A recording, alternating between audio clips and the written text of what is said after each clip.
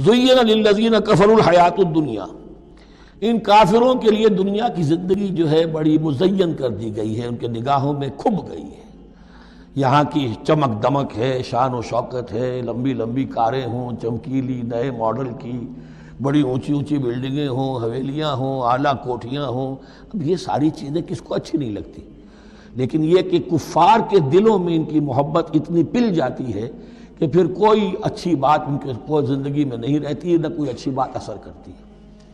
اہل ایمان کو بھی اگر ایمان کے ساتھ یہ نعمتیں ملیں، قل من حرم زینۃ اللہ التی اخرج لعبادہ والطیبات من الرزق، کو اچھا کھانا، اچھا پینا، اچھا پہننا کو حرام نہیں ہے، کو اللہ نے کس کو لوگوں کے لیے ممنوع نہیں کیا، لیکن دین کے تقاضے ادا کر کے، اللہ کا حق ادا کر کے اور حلال سے کما کر، تب کوئی حرج نہیں۔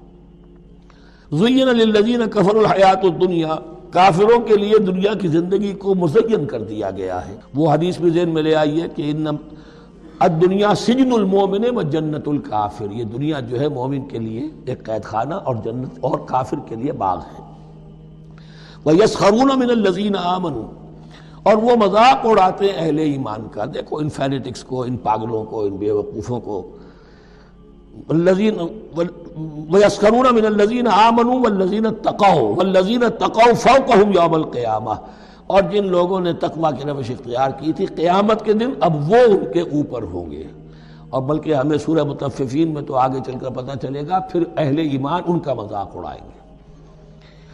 وَاللَّهُ يَرْزُقُ مَن يَشَاءُ بِغَيْرِ حساب، اور اللہ تعالیٰ رزق عطا فرمائے گا جس کو چاہے گا بغیر حساب۔ یہ جنت کی طرف اشارہ ہے۔